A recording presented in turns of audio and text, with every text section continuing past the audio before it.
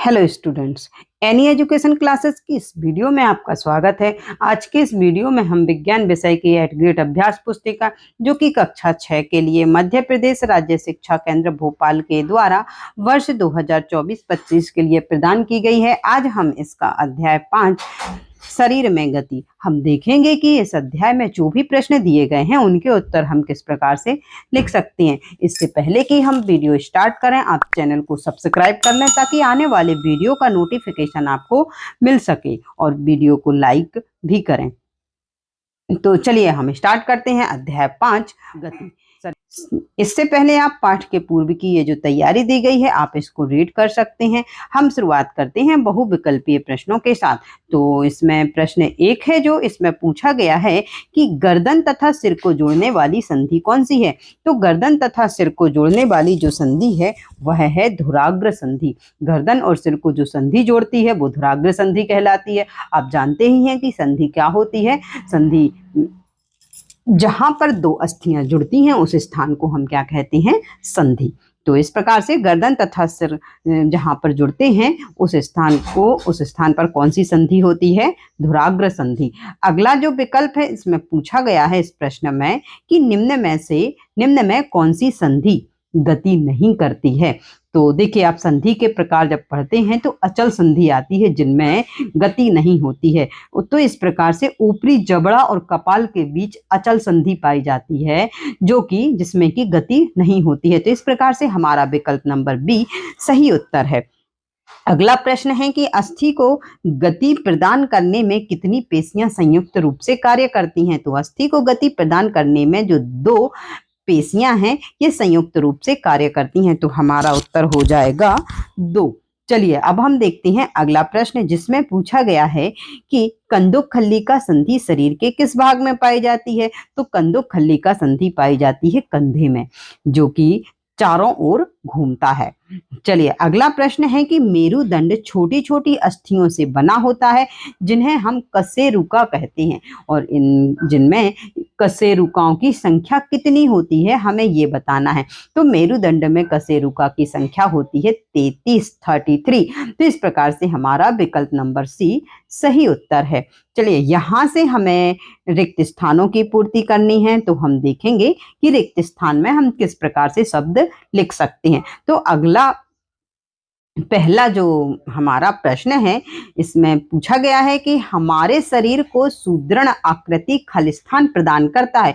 तो हमारे शरीर को जो सुदृढ़ आकृति है वो प्रदान करता है कंकाल। क्या है, कंकाल। अगला जो प्रश्न है इसमें पूछा गया है कि खालिस्थान में अचल संधि पाई जाती है। तो हमने अभी देखा कि ऊपरी जबड़े में कौन सी संधि पाई जाती है, अचल संधि। अगला प्रश्न है कि घेंघा खालिस्थान की सहायता से चलता है। तो जो घेंघा है पेशीय पाद की सहायता से गति करता है अर्थात चलता है। अगला खालिस्थान की कब्जा खालिस्थान का उदाहरण है। तो कब्जा है जो वो हिंज संधि का उदाहरण है। अगले प्रश्न में पूछा गया है कि खालिस्थान अपने पैरों में पंखों की तरह विशेष आरित्र पहनते हैं। तो गोताखोर जो कि समुद्र की गहराइयों में जाते हैं ये पैरों में पंखों की तरह एक विशेष प्रकार के वो पहनते हैं आरित्र। ठीक है, तो इस प्रकार से हम इसमें लिखेंगे गोताखोर। चलिए अगला जो प्रश्न है यहाँ से हमारे अति लघु उत्तरीय प्रश्न है जिसमें पहला प्रश्न है कि हमारे शरीर में संधि की क्या उपयोगिता है। तो देखिए, हमारे शरीर में जो संधियां हैं संधियों के कारण ही हम विभिन्न प्रकार की गतियां कर पाते हैं। यदि संधि ना होती तो गतियां संभव ही नहीं होती। संधियों के कारण ही हम चल पाते हैं। हाथ, पैर, गर्दन, उंगलियां आदि में गति है जो संधियों के कारण ही हो पाती है। तो इस प्रकार से आप इस प्रश्न का उत्तर दे सकते हैं। अगला प्रश्न है प्रश्न क्रमांक 3। इसमें पूछा गया है कि हम अपने शरीर की अस्थियों को किसके माध्यम से देख सकते हैं। तो हम अपने शरीर की अस्थियों को एक्स किरणों के माध्यम से देख सकते हैं। आप लोगों ने एक्सरे कभी ना कभी तो देखा ही होगा। एक्स रे का मतलब किरण ही होता है, इसलिए हम उसको एक्स रे कहते हैं। अर्थात एक्स किरणों के माध्यम से हम अपने शरीर की जो अस्थियां हैं उन्हें देख पाते हैं। चलिए, अगला जो प्रश्न है इसमें पूछा गया है कि कशेरुका किसे कहते हैं? एक मेरुदंड में कितनी कशेरुकाएं होती हैं? तो मेरुदंड अर्थात रीढ़ की हड्डी है जो वो अनेक छोटी-छोटी अस्थियों से मिलकर बनी होती है और उन्हें ही हम क्या कहते हैं? कशेरुकाएं। मेरुदंड में 33 कशेरुकाएं होती हैं, इनसे मिलकर हमारा मेरुदंड बना होता है। अभी हमने देखा था विकल्प में। चलिए, अगला प्रश्न है कि क्या सांप सरल रेखा में गति करता है और यदि नहीं करता है तो क्यों? तो हम बताएंगे नहीं, सर्प है जो एक सरल रेखा में गति नहीं करता है क्योंकि जो इसका शरीर है अनेक वलय अर्थात रिंग्स से मिलके बना होता है और प्रत्येक वलय आगे को धक्का देता है और इसी कारण यह बहुत तेज गति से आगे की ओर चलता है, परंतु सरल रेखा में ये नहीं चलता है। चलिए, अगला प्रश्न है कि आप अनुभव करके बताइए कि आपके शरीर के कौन कौन से भाग गति करते हैं। तो आप बता सकते हैं कि आपके शरीर के हाथ, पैर, गर्दन, कमर, घुटना, कोहनी, उंगलियां, निचला जबड़ा और भी आपको जहां आप अपने मन से और भी इसमें शामिल कर सकते हैं। तो ये भाग हैं जो हमारे शरीर के, ये क्या करते हैं? गति करते हैं। चलिए, अगला प्रश्न है जो उसमें पूछा गया है कि यहाँ से, हाँ, लघु उत्तरीय प्रश्न है जिसमें प्रश्न क्रमांक 7 इसमें पूछा गया है कि दिए गए चित्र के अनुसार यह संधि आपके शरीर के किस भाग में पाई जाती है? हमारे शरीर में इसकी क्या उपयोगिता है? तो देखिए, ये जो संधि है ये कंदुक खल्लिका संधि है। ये कौन सी संधि है? कंदुक खल्लिका संधि। और इसमें ये इसका जो आकार है इसमें 2 संधियां होती हैं जिनमें से एक संधि का आकार गेंद के आकार का होता है और सॉरी, संधि का नहीं, अस्थि का अर्थात हड्डी का, कि इसमें एक जो अस्थि है वो गेंद के आकार की होती है और एक अस्थि होती है जो वो कटोरी के आकार की होती है। आप इसमें देख सकते हैं, देखिए ये एक कटोरी के आकार की अस्थि है और ये आपको एक गेंद के आकार की अस्थि दिखाई दे रही है और ये आपस में जुड़ी हुई हैं। इस प्रकार से ये जुड़ी रहती हैं कि वह चारों ओर घूम सके। और हमारे शरीर में इस प्रकार की जो संधि है कंधे में, कलाई में आदि में पाई जाती है। तो इस प्रकार से आप इसका उत्तर लिख सकते हैं। चलिए, अगला जो प्रश्न है इसमें पूछा गया है कि एक अस्थि को गति देने के लिए पेशियां किस प्रकार कार्य करती हैं? तो आप इसमें बता सकते हैं कि पेशी केवल खींच सकती है, धक्का नहीं देती है। अर्थात पेशियां हैं जो वो धक्का देने का कार्य नहीं करती हैं, वो खिंचाव करती हैं। तो इसमें होता क्या है कि अस्थि को गति देने के लिए 2 पेशियां संयुक्त रूप से एक साथ कार्य करती हैं।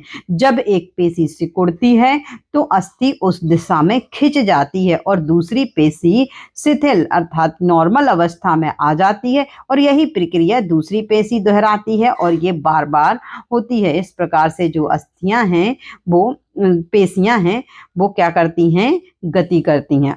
पेशियां अस्थि को क्या करती हैं? गति प्रदान करती हैं। यहाँ पर आप चित्र बना सकते हैं। चित्र 5.17 इस प्रकार से आपकी ये पाठ्य पुस्तक में चित्र दिया हुआ है, ये चित्र आप बना सकते हैं। चलिए, अब हम देखेंगे अगला प्रश्न जिसमें कि पूछा गया है कि आपने अपने जबड़े में होने वाली गति को महसूस किया है? क्या आपके ऊपरी एवं निचला दोनों जबड़े गति करते हैं? यदि नहीं तो क्यों? तो हम बता सकते हैं कि नहीं, हमारे ऊपरी एवं निचला दोनों जबड़े गति नहीं करते। निचला जबड़ा तो गति करता है परंतु ऊपरी जबड़ा है जो वो गति नहीं करता, क्योंकि ऊपरी जबड़ा और कपाल के बीच कौन सी संधि पाई जाती है? अचल संधि, जो कि गति नहीं करती है। तो इस प्रकार से आप इस प्रश्न का उत्तर लिखेंगे। अगला प्रश्न है कि उपास्थि से आप क्या समझते हैं? कोई एक उदाहरण दीजिए। तो देखिए, हमारे शरीर के ऐसे भाग जो हड्डियों जितने कठोर तो नहीं होते हैं और इन्हें मोड़ा भी जा सकता है, उन्हें क्या कहा जाता है? उपास्थि कहा जाता है। जैसे कान का ऊपरी भाग, यदि आप अपने कान के ऊपरी भाग को मोड़ेंगे तो आपको लगेगा कि ये तो मुड़ जाता है, अर्थात इसमें अस्थि नहीं है, लेकिन अन्य भागों स्किन की अपेक्षा ये कैसा है? कठोर है। तो इन्हें आस्थि ना कह के उपास्थि कहा जाता है। तो इस प्रकार से आप इस प्रश्न का उत्तर लिख सकते हैं। चलिए अगला प्रश्न हम देखेंगे, जिसमें पूछा गया है कि केंचुए के शरीर की रचना किस प्रकार की होती है, यह कैसे गति करता है, चित्र सहित समझाइए।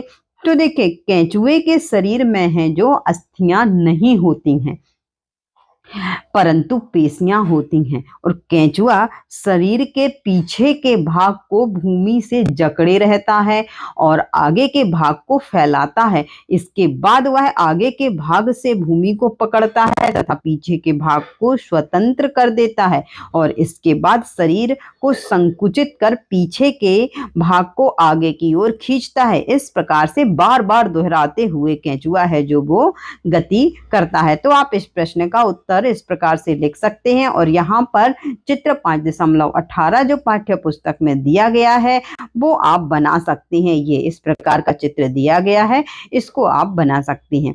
चलिए अगला प्रश्न है प्रश्न क्रमांक 12, जिसमें पूछा गया है कि आपके हृदय एवं फेफड़ों की रक्षा एक पिंजरे जैसी संरचना द्वारा होती है, उस संरचना का नाम लिखिए एवं बताइए कि यह आपके शरीर में नहीं होती तो क्या प्रभाव पड़ता। तो देखिए, ये जो संरचना है इसे हृदय एवं फेफड़ों की रक्षा करने वाली पिंजरे जैसी जो ये संरचना है, इसको हम कहते हैं पसली पिंजर।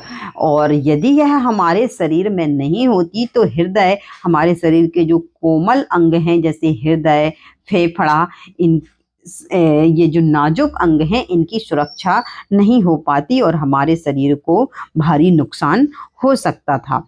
चलिए, तो इस प्रकार से आप इस प्रश्न का उत्तर दे सकते हैं। अब हम देखेंगे प्रश्न क्रमांक 13, जिसमें पूछा गया है कि अंतरराष्ट्रीय योग दिवस कब मनाया जाता है, योग के कोई 5 लाभ लिखिए। तो देखिए, अंतरराष्ट्रीय योग दिवस है जो वो मनाया जाता है 21 जून को, और योग से जो लाभ हैं वो कई लाभ हैं, जैसे कि योग से शरीर स्वस्थ रहता है, योग से शरीर में स्फूर्ति एवं ऊर्जा का प्रवाह होता है, हमारा मस्तिष्क स्वस्थ रहता है, प्रतिरोधक क्षमता में वृद्धि होती है, बेहतर नींद एवं श्वसन क्रिया में भी क्या होता है, सुधार होता है। तो इस प्रकार से आप और अन्य लाभ भी लिख सकते हैं, योग से तो लाभ ही लाभ हैं। चलिए अगला जो प्रश्न है जिसमें पूछा गया है कि क्या कारण है कि कुछ पक्षी हवा, भूमि तथा जल तीनों स्थानों में गति कर पाते हैं, स्पष्ट कीजिए। तो देखिए, पक्षी जो हैं वो इसलिए उड़ पाते हैं क्योंकि उनकी अस्थियों में वायु प्रकोष्ठ होते हैं। वायु प्रकोष्ठ होने के कारण उनकी जो अस्थियां हैं हल्की होती हैं और मजबूत होती हैं। इनके पीछे के पैर की जो अस्थियां हैं वो चलने में सहायता करती हैं, बैठने के लिए ये अनुकूलित होती हैं। आगे के पैर की अस्थियां रूपांतरित होकर पक्षी के पंख बनाती हैं। इसी प्रकार से कुछ पक्षियों के पैर पानी में तैरने के लिए भी अनुकूलित होते हैं, और इस प्रकार से कुछ पक्षी हवा, भूमि तथा जल तीनों स्थानों में क्या कर पाते हैं, गति कर पाते हैं। तो इस प्रकार से आप इस प्रश्न का उत्तर दे सकते हैं। चलिए अब हम देखेंगे अगला प्रश्न। प्रश्न हमने सारे देख लिए हैं, अब यहाँ से प्रोजेक्ट कार्य हैं। तो पहला जो प्रोजेक्ट कार्य है उसमें आपको क्या करना है कि अपने आसपास पाए जाने वाले जंतुओं को देखकर पता लगाइए कि ये किस प्रकार गमन करते हैं एवं गमन में कौन सा अंग कार्य करता है, नाम लिखिए। तो आप यहाँ पर विभिन्न प्रकार के जो जंतु हैं उनके नाम लिख सकते हैं और इस सारणी को पूर्ण कर सकते हैं। इस प्रकार से आप अपने आसपास जो भी आपको जंतु दिखाई दें उनके नाम लिख करके कैसे, किससे वो गमन करते हैं, चलते हैं, रेंगते हैं कि उड़ते हैं, आपको ये लिख करके सारणी को पूरा करना है। प्रोजेक्ट कार्य 2 में पाठ्य पुस्तक में दी गई विभिन्न संधियों के चित्र बनाकर आपको अपनी स्क्रैप पुस्तिका में लगाना है। तो इस प्रकार से आप पाठ्य पुस्तक में जो संधियां हैं या तो आप चित्र बना सकते हैं या कहीं से आप चित्र की कटिंग भी चिपका सकते हैं और इस प्रोजेक्ट को आप कंप्लीट कर सकते हैं। तो देखिए, हमने इस अध्याय के सारे प्रश्न देख लिए एवं प्रोजेक्ट को हम किस प्रकार से कर सकते हैं हमने ये भी जाना। तो यदि आपको ये वीडियो पसंद आया हो तो आप वीडियो को लाइक करें, चैनल को सब्सक्राइब अवश्य कर लें ताकि आने वाले वीडियो का जो नोटिफिकेशन है वो आपको मिल सके। और अब हम मिलते हैं अपने अगले वीडियो में। खुश रहिए, मस्त रहिए, पढ़ाई को जारी रखिए। जय हिंद, जय भारत।